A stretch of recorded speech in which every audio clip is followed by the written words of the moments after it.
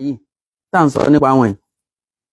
Lákọ̀ọ́kọ́ ẹ̀kọ́ lọ mọ̀ wípé àwọn yìí àwọn ní pa Umar radiyallahu anhu, àwọn yìí ní ṣe kú pa Uthman radiyallahu anhu, àwọn yìí náà ni wọ́n tàn Ali lọ sí Iraq ní Kúfà, àwọn náà ní ṣe kú pa nítorí pé àwọn ní fọ́ sí méjì, táwọn kan jẹ́ Khawariji lára wọn, táwọn kan tanra wọn tán láwọn ní Shi'atu Ali, bí wọ́n ṣe ń parọ́ náà nu. Níjọ́ táwọn Khawariji fẹ́ àtàkì Ali, wọ́n filẹ̀ ní o, ara wọn náà ni wọ́n jọ pín sí méjì ní o, àwọn ní pa Ali. Nígbà tí wọ́n pa Hassan, wọ́n fún ní wọ́jẹ ni. Hussein lọ bá Hassan gangan báyìí wípé àwọn gbọ́ nǹkan méjì tó ní agbára, ọ̀rẹ́ rẹ̀ kan tó jẹ́ Farisi wípé sóun ló fún ní wọ́jẹ, àbí ìyàwó rẹ̀ gan tó jẹ́ Farisiya. Gbogbo ẹ̀sùn méjèèjì ń kò kọjá Farisiya, àwọn Iran ni o.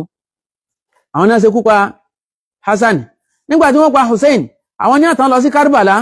Nígbà tí wọ́n fẹ́ bàjà, tí wọ́n dé, gbogbo wọn kò ní sọ̀rándì, wọ́n fi ilẹ̀ inú ìlú wọn ní o. Àwọn àjòjì ní ń wòran tí wọ́n fi di pé wọ́n pa Hussein, ẹ̀tàn ní wọ́n fi ṣe, wọ́n tàn lọ sójú ikú ni.